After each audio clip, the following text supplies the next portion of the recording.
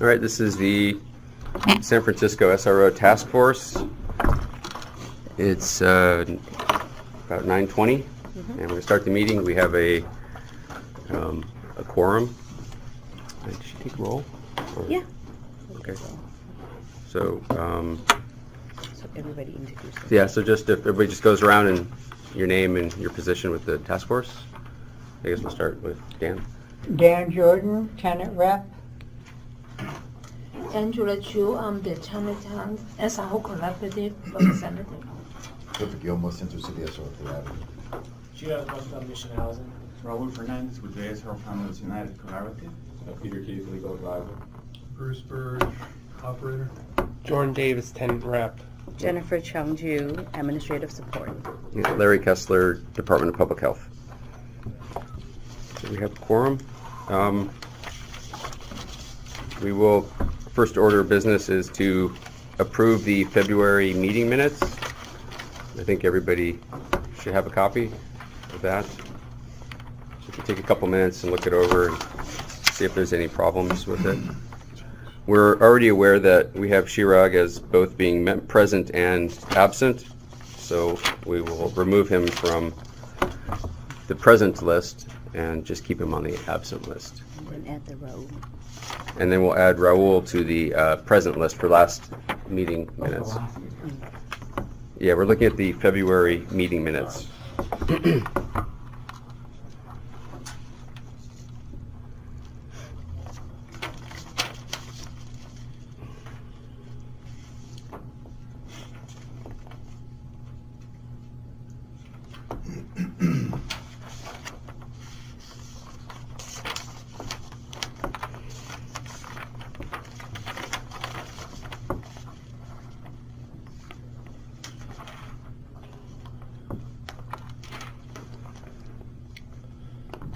Looks good on my end.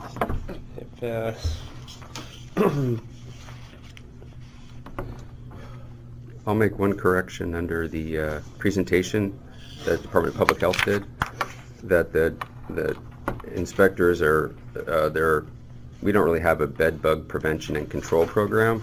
It's just we have their hotel inspection program. Hotel inspection. Yeah.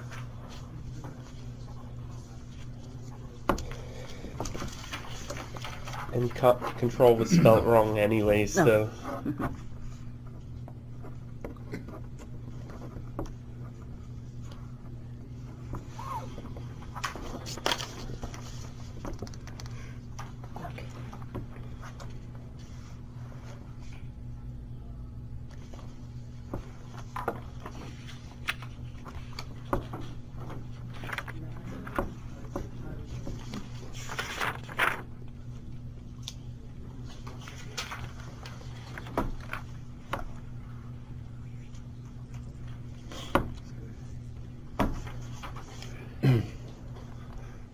Any other comments? Anybody has? Seeing none, do we have a motion to approve the minutes with the February minutes with the correction? Second. Of Dan Jordan, and then seconded by Jordan.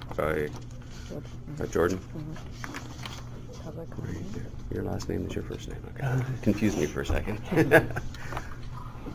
Public comment. Do we have any public comment on this item? Seeing none, we'll move on to administrative announcements. And does anybody have any? There, Take a vote.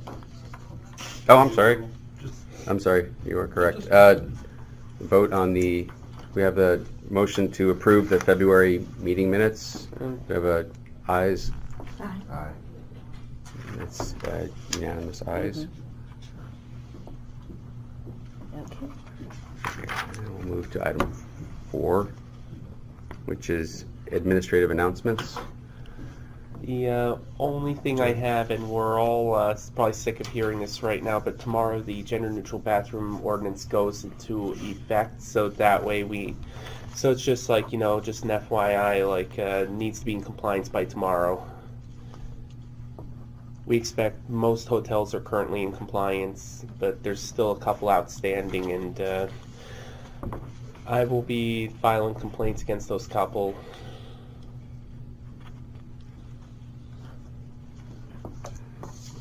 Okay.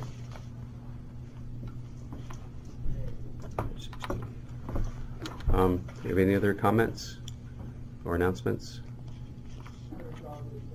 Do I do a motion on that or just? No, these are public comments. Any public comment? Seeing none.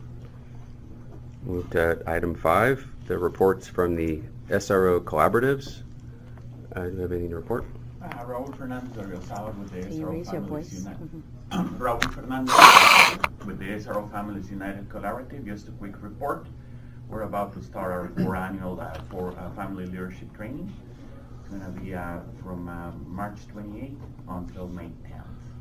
March And, 28th? We're currently recruiting candidates, so any family that lives in an SRO, that's the eligibility criteria, to live in an SRO and have a minor child living with them.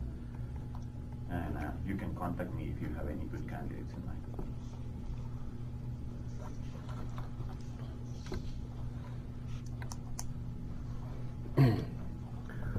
As a member of the health department, we did a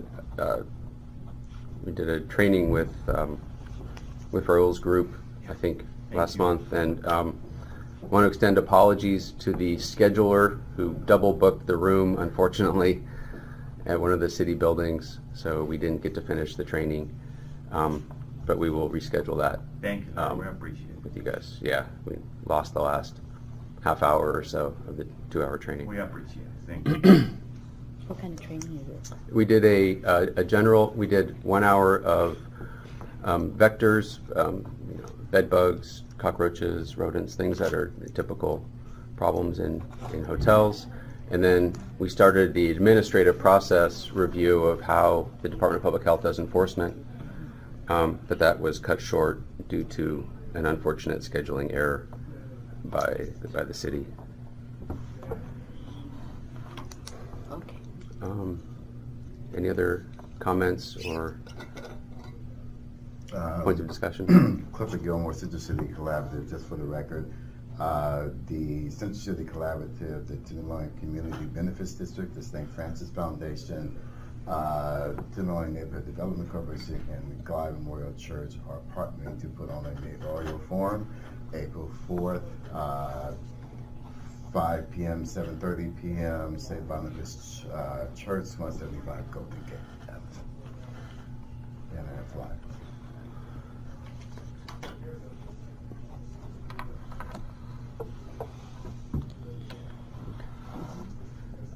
Move on to number 6. Public comment. Oh, any public comment on item 5?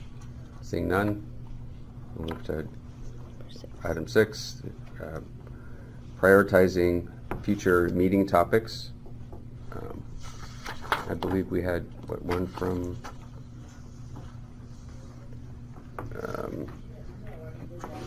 yeah, does anybody have any comments or points of discussion for item 6? Excuse me, Clifford Gilmore, Central City Collaborative. I said in one of our previous meetings, and I think we made notation of it, that having some guest speaker to talk about the sort of distinction between service animals and companion animals. I did raise this because in one of the Tenderloin buildings, there's a certain breed that there have been some dog bites of tenants, and I know one tenant had to go to the hospital and get shots. So that's when I just wanted to, for the record, say we talked about previously, and I think we need to do a search for who a guest speaker might be or what department agency to come and make a presentation regarding that. Yeah. And Clifford, a while ago, didn't you mention, this is Jordan Davis for the record, did you mention a while ago that you wanted to have something around fire disaster workshops? I remember from last fall you mentioned something about that. I'd have to go over, but I think you're right. I think it's been a while that I've just raised that fire disaster. Yeah. So, It has been. yeah. The fire disaster? Like you mentioned something about that, and just want to make sure if you're still thinking Yeah. about it. Fire workshop. Yes. You know, Thank you. and disaster preparedness workshop.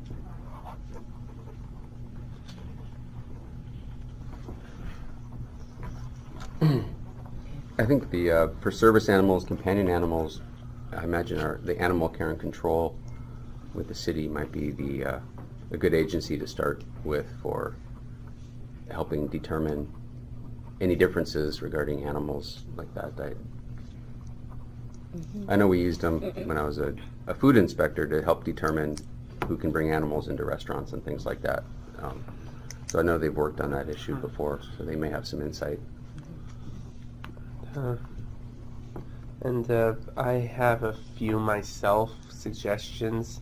First, the immigration thing, may not be as important to bring OSE in as much as it is about getting some immigrant rights, to get an immigrant rights attorney or something for some legal organization, because it's been a hot topic lately of ICE doing raids and with all these ICE raids, and it's been trickling down into our SROs, and some owners have been supportive, some nonprofits have been supportive, but some aren't, and we need SRO collaboratives are taking action around this, and we should also discuss how this could affect into the uniform visitor policy.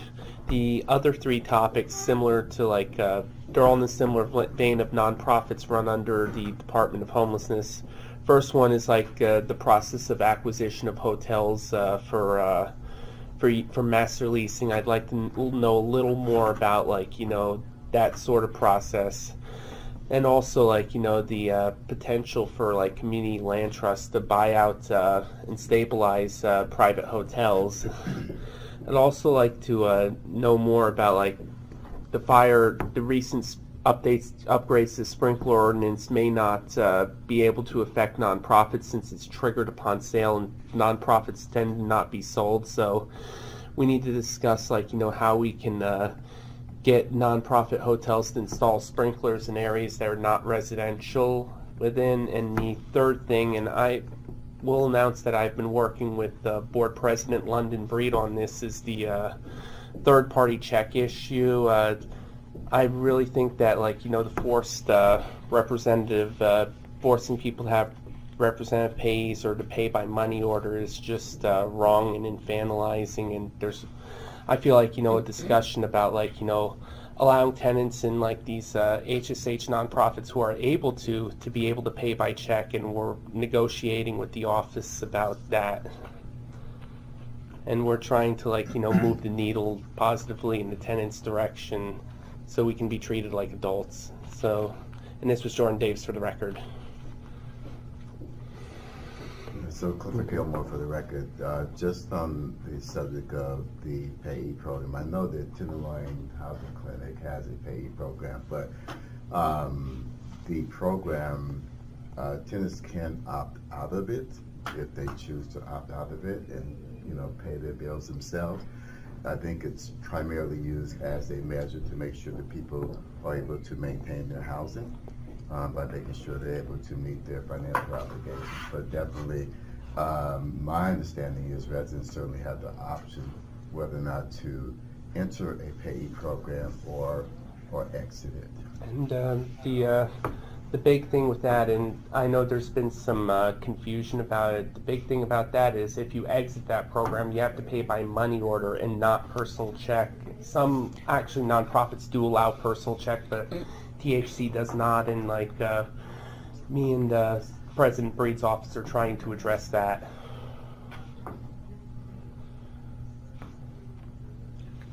Dan Jordan for the record.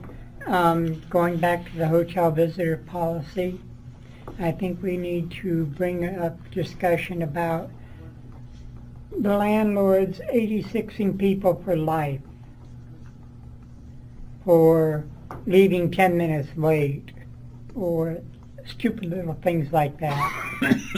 We're getting a lot of complaints about that at the collaborative. And, we wind up having to write letters to the managers of these places. And unfortunately, most of them are nonprofit hotels. And people are getting written up for having visitors that they never even had. Is the guest clerks may not like a person, so they'll use the visitor policy to write people up in order to get them so many write-ups where they get kicked out.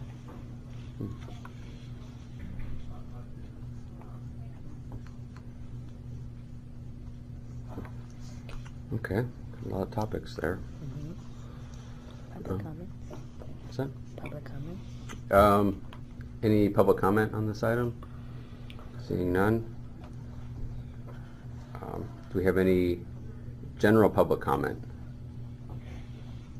Seeing none. I think we stand adjourned. Thank you. 9:36.